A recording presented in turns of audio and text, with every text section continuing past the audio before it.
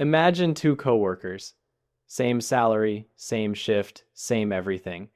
But fast forward 10 years, one quietly owns a home, has investments, maybe even a rental property. The other, still living paycheck to paycheck, wondering why life feels like running on a treadmill that never stops. And here's the part nobody talks about. The difference wasn't luck, or intelligence, or some secret opportunity. It was something happening invisibly in their habits, their psychology, their emotional relationship with money. By the end of this video, you'll understand exactly why two people with identical incomes can live completely different lives.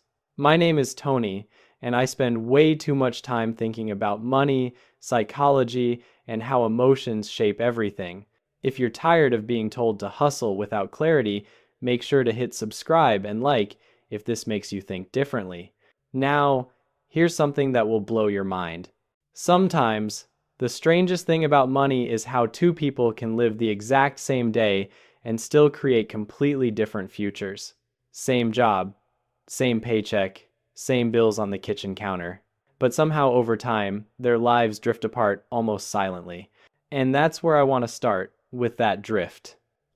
Most people don't realize it's happening until it's already huge. In the beginning, it looks like nothing. Two coworkers leaving the same shift, stopping at the same gas station, buying the same lunch, complaining about the same boss. Life feels parallel, almost mirrored. But beneath that surface, something else is happening. Something psychological. Something nobody teaches us to notice. Think about it. Every paycheck comes with two stories. One story is the math, the numbers, the budget, the spreadsheet. And the other story is emotional. It's the story of how you grew up watching your parents handle money. The story of how safe or unsafe the world felt. The story of how you soothe stress when things get overwhelming. That emotional story gets activated every time you get paid, every time you spend, every time you choose to save or avoid or delay. Most people never realize that these two stories, the math one and the emotional one, don't always agree with each other. And that's exactly why two people can start from the same income but walk away with completely different lives. Picture this. One of them gets paid and immediately feels relief, a breath, a sense that they can finally exhale after holding it in all week. So they spend to feel caught up, to remove pressure, to feel normal again. It's not irresponsible, it's emotional survival. The other person gets the same paycheck, but feels something very different. Not relief responsibility. They feel a little tension, a little awareness of the future, almost like the paycheck isn't money to spend, it's a tool to protect themselves. They don't feel done when they get paid, they feel like they're beginning. Two emotional stories, same income, and here's where things start to drift. The first person starts the month at zero, not because they're reckless, but because their brain is trained to use money to regulate emotion. The second person starts the month with a plan, not a perfect one, just one that nudges them slightly forward. Tiny steps, quiet moves, things nobody else sees. It doesn't feel dramatic. It doesn't feel like a big difference. But months become years, and years become a life. I once read something interesting. Most financial separation doesn't happen because of one big decision. It happens because of 1,000 tiny ones. The kind you barely notice. The kind you forget by the next morning. The kind that happen automatically, almost subconsciously. That's the part most people misunderstand. Wealth grows in silence, and so does struggle. And here's the thing. If you've ever felt behind or confused or frustrated watching someone with the same income make more progress, you're not crazy. You're not lazy. You're not broken.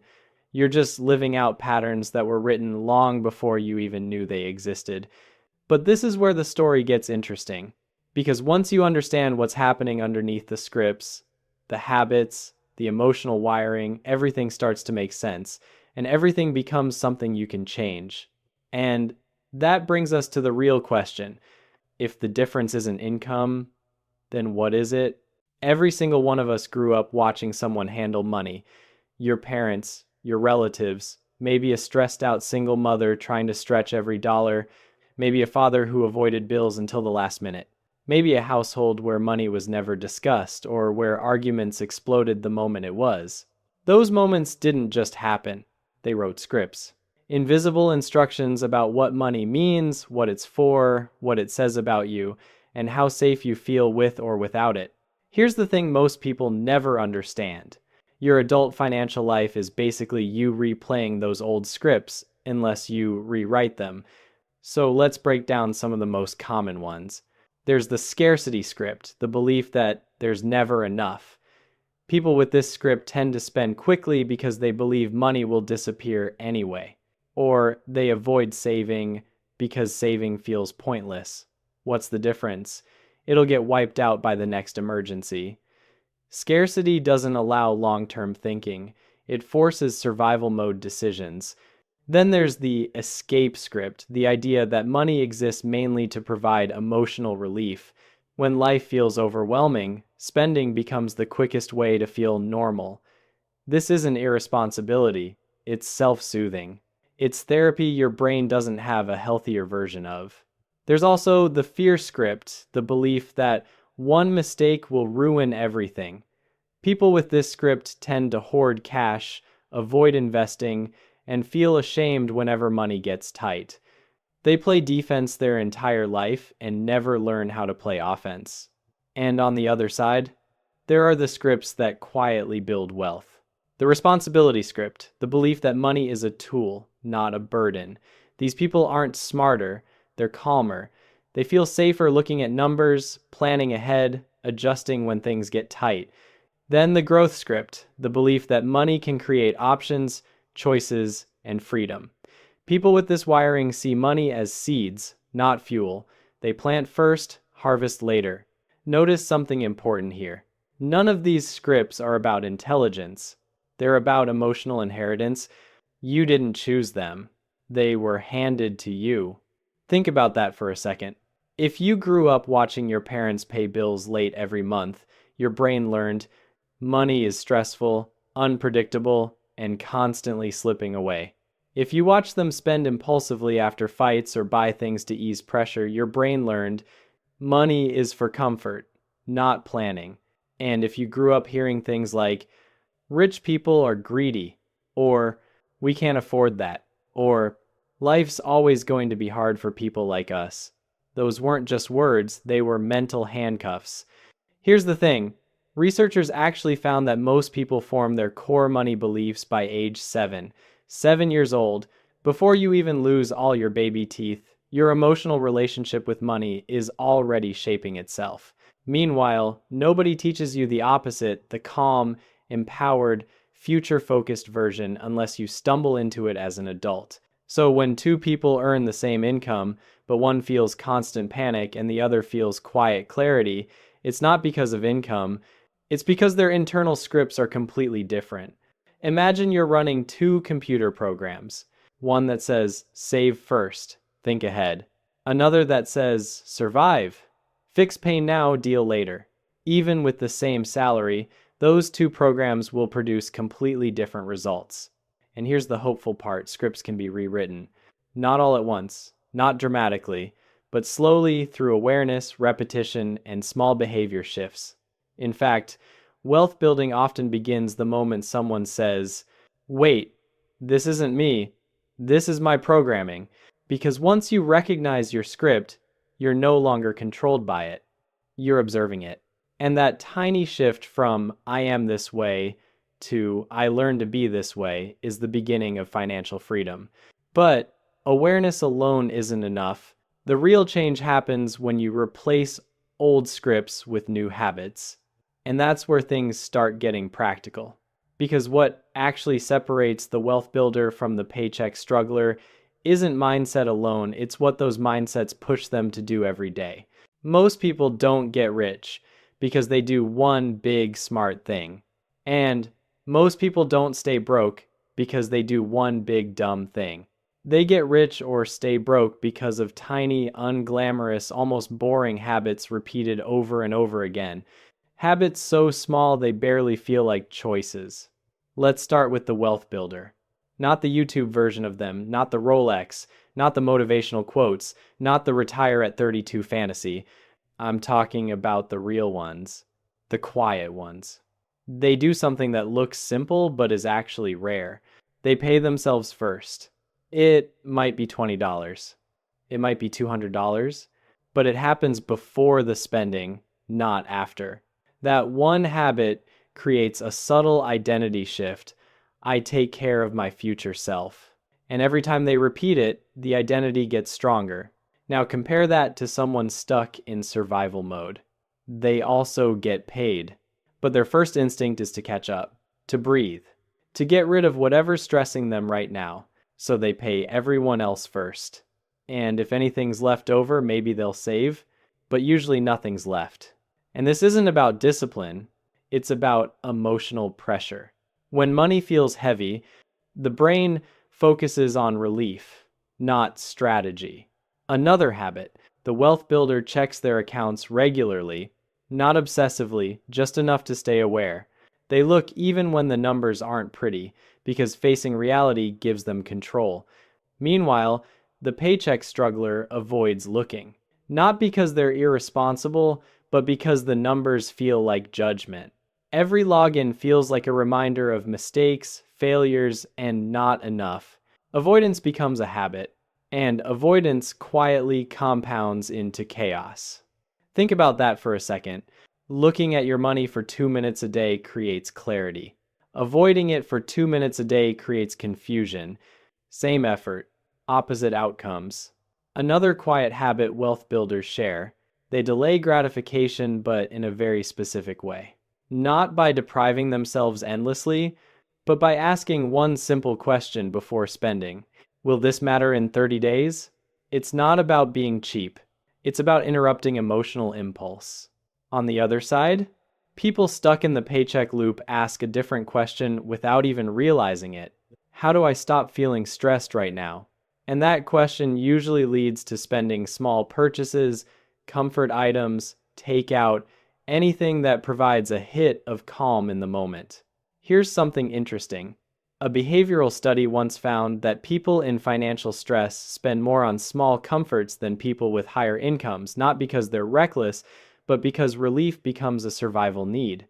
When you're drowning emotionally, even a $12 treat feels like oxygen. But those tiny comforts add up, just like tiny investments add up. Here's another powerful difference. Wealth builders automate positive behaviors. Savings, investments, bill payments, things that happen even on low motivation days. People who stay stuck rely on willpower. And willpower, as psychology has proven again and again, is the weakest tool you have. But maybe the biggest habit difference is this one. Wealth builders make decisions from the future. Strugglers make decisions from the present. One mindset asks, what will this do for me long term? The other asks, how do I feel right now? Neither mindset is good or bad, they're just different emotional programs, and those programs create different lives. But here's where things get really interesting. All it takes is one pivot, one new habit to completely redirect someone's financial path. It doesn't have to be big. In fact, the first big turning point is almost always small, almost invisible, almost embarrassingly simple. There's always a moment, quiet, ordinary, almost forgettable, where two people with the same income take two different paths. It never feels dramatic when it's happening. No fireworks. No, this will change your life music playing in the background. Just a tiny decision, made on a random Tuesday, that quietly bends the future. Let me show you what I mean. Imagine payday again. Both coworkers open their banking apps. Both see the same number. Both feel that small rush of relief. But here's where the fork in the road appears. One of them moves $200 into an investment or savings account. Nothing fancy. Just a simple transfer. They don't feel richer. They don't feel smarter. Honestly, they barely feel anything except mild discomfort because saving never feels exciting in the beginning. It feels like giving something up, but they do it anyway. The other person? They spend the same $200. not irresponsibly, not recklessly, just naturally. They buy things that make life a little easier, a little less stressful, a little more enjoyable in the moment. A dinner out, a subscription, a new pair of shoes, a weekend plan, a few impulse buys that feel tiny but add up. Both actions seem harmless. Both feel reasonable. And for the first few months, nothing looks different. That's what makes this moment so dangerous and so powerful. There's no immediate feedback, no obvious reward for the saver, no obvious punishment for the spender, but deep underneath, a new direction forms. See, that $200 isn't just money, it's momentum. It's the first quiet sign that someone has shifted from surviving to building. And the spender's $200 isn't wasted either, but it is gone. It provides comfort today, but not change tomorrow. Here's the thing most people misunderstand. You don't change your life with big decisions. You change it with small decisions repeated long enough that they turn into a new identity. The saver isn't richer because of the $200. They're richer because saving changed how they see themselves. They start thinking in terms of future gains instead of present relief. They feel the early spark of control. They begin to imagine possibilities. Meanwhile, the spender doesn't change how they see themselves at all. Their identity stays the same. I just need to get through this month. I'll figure it out later. I deserve this right now. And none of that is wrong. It's just survival mode speaking through them.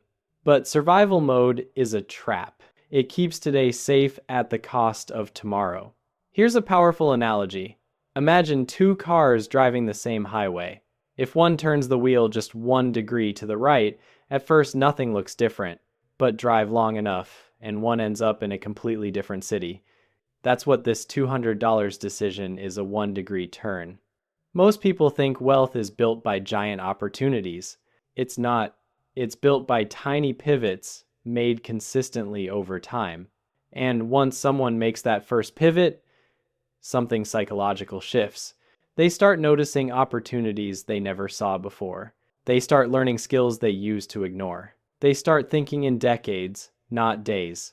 The spender, on the other hand, stays on the same path not because they're wrong, but because they're overwhelmed.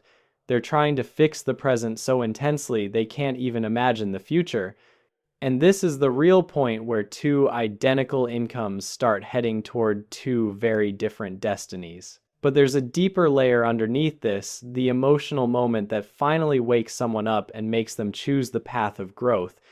There's a moment in every financial transformation where the numbers stop mattering and the emotions finally take center stage.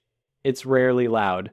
It's rarely dramatic. It's usually a quiet evening, alone, when something inside you finally says, I can't keep living like this. That's the turning point.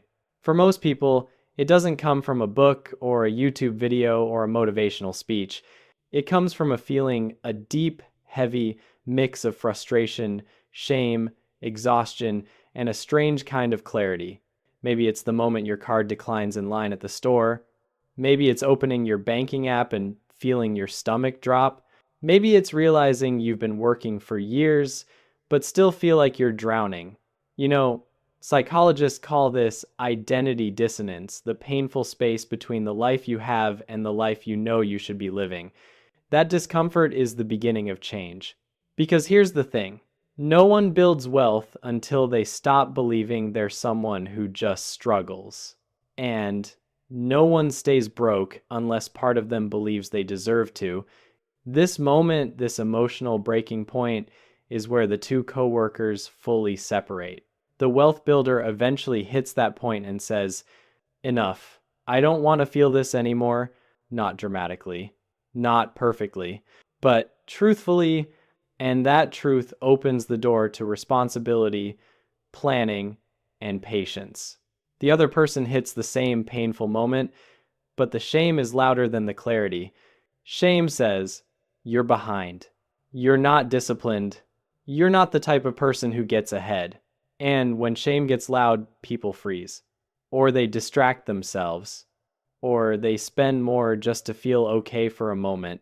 It's not weakness, it's emotional self-protection. Think about that. Financial change doesn't start when you get a raise or when you learn to budget or when you open your first investment account. It starts when you forgive yourself enough to try again. It starts when you replace shame with curiosity. When you say, "Why do I do this?" instead of, "What's wrong with me?" And that's the psychological turning point the wealth builder eventually reaches. They realize money is not a measurement of worth, but a measurement of habits. They realize their past doesn't define their future. They realize nothing will change unless they change. And that internal shift, that gentle but powerful self-honesty, becomes the fuel for every choice after.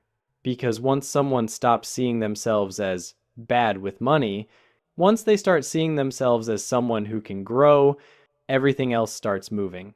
And that brings us to the final stage of this journey, the moment a person begins to operate not from survival, but from identity. The final shift, the real breakthrough, never looks like a big celebration. It looks like a quiet morning, a simple decision, a calm sense of, "I can do this," that wasn't there before. Because once someone crosses that psychological turning point, they stop trying to survive money, and they start becoming the kind of person who wins with it.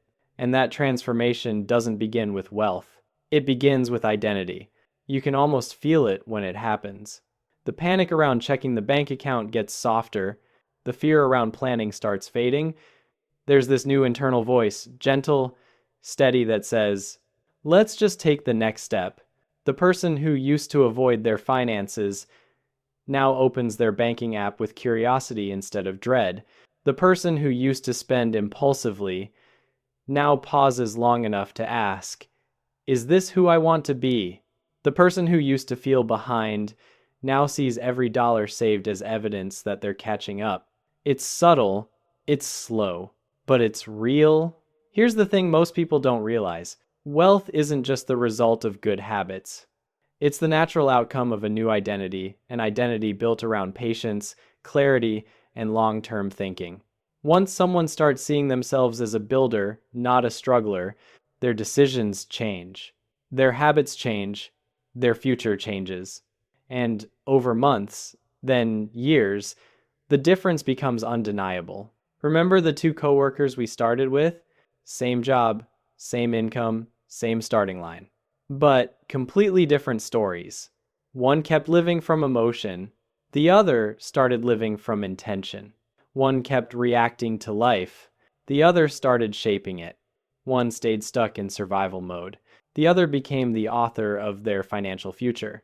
And that brings us to the end of this journey, but really, it's the beginning of yours. Because now you understand the truth.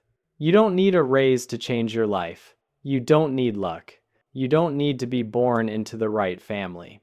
You just need a new identity and the willingness to take one small step at a time. Which brings me to the final question, the one only you can answer. Which part of this story feels like yours?